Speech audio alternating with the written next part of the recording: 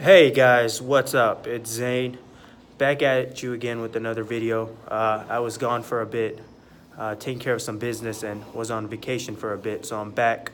And real quick, I had to make this video for all you guys, right? And I wanted to talk about what the difference between straight probation and deferred adjudication was, right? And why you should pick one over the other. Pretty much deferred adjudication probation is a lot better than straight probation because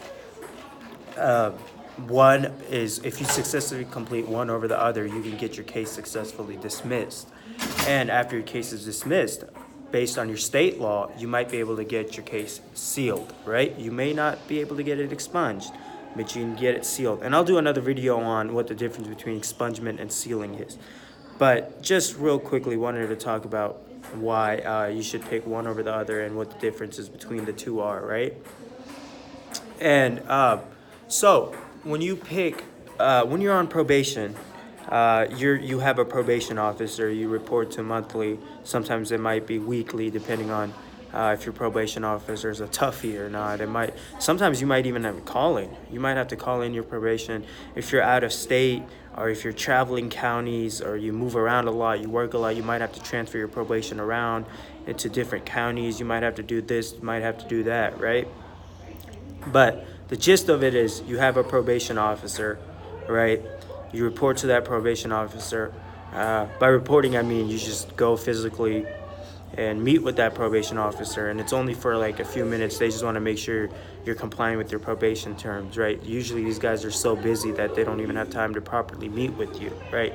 You go in there, you meet with them for like 5 minutes, 10 minutes tops. They check up on you. They might give you a drug test if you're required by court law. Even if you're didn't get charged with a drug-related offense, you might still have to take a drug test. That might be your standard condition of probation. Another condition might be to maintain a full-time job, right? Another condition might be to complete education, whatever that may be. Usually they want you to at least get a GED, right? And there might be other conditions, right? Like curfew conditions. Even if you're not a minor, there might still be curfew, like certain times you can't leave your house, certain times you can't be out, certain people you can't hang out with, certain places you can't go. But regardless, when you're on probation, whether it's deferred adjudication probation or straight probation, you're going to have a probation officer. You report to that probation officer. Make sure you report. If you can't report, let that probation officer know, and they'll work with you usually, all right? If you just don't call in and don't show up and your probation officer doesn't know, guys, remember, they can get a warrant out for your arrest if you don't show up, right? And depending on if you're given straight probation or deferred adjudication probation, the warrant is going to be different, right? The warrant's different, and I'll get into that in a minute. But regardless, right, you're going to have a probation officer. Like I said, you're going to have certain conditions you must abide by, right? Whether that's drug testing, completing certain classes, not being certain places, yada, yada, yada, yada, right? Those are the two main things you have while you're on probation, right? That's pretty much the gist of it. Don't worry about anything else, right? All right, that's it. And look, guys, you're going to have to do community service as well sometimes. That's part of your condition on being on probation, right? Whatever your community service hours are.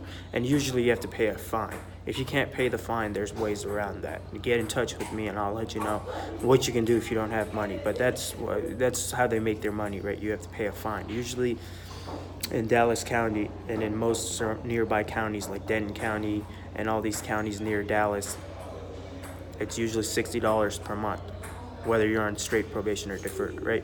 So that's the standard terms of probation. Now, when you get sentenced, you want to pick deferred adjudication probation. Why? Because deferred adjudication probation gives you a better chance of getting your case dismissed afterwards, right? So when you get straight probation, it's a conviction. It's going to stay on your record forever, all right? That's just the reality of it. It's going to stay on your record forever, your lifetime, all right? It's not just going to disappear, all right? It's a conviction. You instead of going to jail, the judge has probated your sentence for probation. You've been found guilty. You've entered a plea, whether that be no contest or guilty. When you get probation, you either enter no contest or guilty. You don't enter not guilty and then get sentenced to probation. Instead of going to jail, the judge has probated your sentence. All right, that's straight probation. Now, when you pick deferred adjudication probation, that's pretty much the nice probation. You know, you're getting a second chance.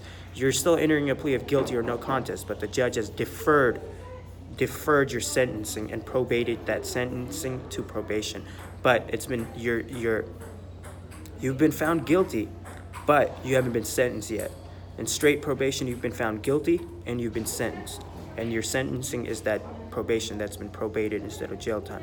Now, in deferred adjudication, you've been found guilty because you still have to enter a plea, but you haven't been sentenced. Instead of being sentenced, your sentencing has been deferred to probation, right? And if you complete that probation successfully, right, even though you've pled guilty or no contest, that your case is going to get dismissed, right? Because to get a guilty conviction, you need to plead guilty and you need to be sentenced, right? That's how you get a guilty conviction, right? Plead and get sentenced. In deferred adjudication, you've only pled. You haven't been sentenced yet.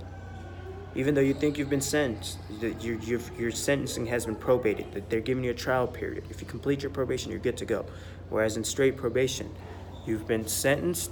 You've pled and you've been sentenced, right? Two things, and that's it. It's on your record for a lifetime. Now, if you violate probation and whatnot, you know, you're gonna still go to jail, right? You're gonna go to jail. Instead of finishing that probationary term, let's say you're on probation for 12 months and you don't show up to your probation officer and you're on straight probation, not deferred adjudication probation, you're going to go to jail. It's still a conviction. You've still been convicted, so it doesn't matter if you go to jail. The only thing you got but while being on probation was the state was pretty much doing you a favor. They were being courteous to you. Instead of sending your ass to jail, they put you on probation. But if you mess that up, you're going to go to jail, all right? If you go to jail, it doesn't really matter because you're still convicted. When you pled guilty and to straight probation, you got convicted. Now, they're being nice to you. They probated your jail sentence and gave you probation. Let's say you were go to prison for 3 years and you got 12 months probation instead. Now, when you violate that probation, they might sentence you to jail depending on however long they want. But it's not really going to make a difference in your record because that conviction's still there. The only thing is you're going to go to jail instead of being on probation. Now, if you violate probation on straight probation, what they're going to do is file a motion to revoke. A motion to revoke is they're going to revoke your probation and sentence you to jail. When you're on deferred adjudication, remember, like I said, you've been found guilty, but you haven't been sentenced yet, right? You may think you've been sentenced, but you haven't been sentenced. They're giving you a trial period. Complete this probation, come back to court, your case is dismissed, right? If you violate probation on that, they file a motion to adjudicate, right? And a motion to adjudicate is like let's proceed with your sentencing. And now that's going to result in a conviction, okay? If you mess up on deferred adjudication probation, they're going to file a motion to adjudicate, and that's going to mess up your criminal record because you're going to have a criminal record then, right? And not only that, when they get you for a motion to adjudicate, if you're on deferred adjudication probation, they're going to sentence you. They're going to have a whole sentencing trial for you. That means you weren't sentenced. That means even if you were on probation for let's say your probation was for 12 months, you completed 6 months, right? What can happen is they can sentence you for 12 months again, right? They're not going to be like he's already completed 6 months. Or they can sentence you 12 months in jail or even longer than that. Because remember, when you're on straight probation, you've already been sentenced. Right? It'll be double jeopardy if they try you again and sentence you. They just gave you probation. When you were on straight probation, you pled guilty and you were convicted. You were sentenced. Your sentence, and the example I gave earlier was 3 years of probation. Instead of going to 5 years of jail, you got 3 years of probation. And if you violate probation in that, you've already gotten 3 years of probation, right? They can't sentence you again. What they're going to do is probably send you to jail. They might be able to bargain that jail time, not send you to jail for 5 years, obviously. So they're going to take into consideration that you've completed some probation. But in deferred adjudication, guys, you weren't really sentenced. So what the state's going to do is to be like, look, we don't care if you completed that much probation. He wasn't sentenced. So they're going to have a full-blown sentencing hearing on you, and it's going to suck because even if you were so close to completing your probation, they'll be like, oh, let's just give him, instead of 12 months of deferred adjudication probation, let's give him 2 years in jail now. Whatever the punishment for your penal code, whatever the penal code says your statutory punishment is, right? So they can sentence you for that full term if they wanted to on deferred adjudication probation. That's the flip side of deferred adjudication probation. You don't want to violate that. They're giving you a chance, but if you mess it up, it's harsh. The sentencing is harsher than straight probation, because on straight probation you've already been sentenced, right? Deferred adjudication probation, you haven't been sentenced, so they're gonna have a sentencing trial for you. And it doesn't matter how good you've been, how good of a probationee you've been, whatever, you're gonna get sentenced. So don't violate probation at all, whether it's deferred adjudication or straight probation, because you're gonna go to jail regardless. Probation is a courtesy to you. Now, which probation is better? Deferred adjudication probation, because let's say you complete your 12 months of probation, your case is gonna get dismissed, right? And you gotta wait a certain amount of time before you can seal your record. And when you seal your record, the conviction, it's never a conviction, that arrest record goes away, because you still have an arrest record. Even though your case says it's dismissed, that's the reason you want to seal your record, because it says you've been arrested and it says the outcome was dismissed. You want to erase that part as well, right? People can still see you were arrested and the case was dismissed. You want to erase that arrest record and that dismissal where it says dismissed. And while you're sealing your record, that goes away also, right? So a lot of people think my case is automatically gone. No one can see my record. They can still see that dismissed part. Okay, that's how people know you weren't convicted. That dismissal itself doesn't go away ever, right? Unless you seal it. Now, on straight probation, it'll never go away. You can't seal your record. Now, with deferred adjudication, you can seal your record, right? But that's up to you. You got to complete your probation. You got to do everything right.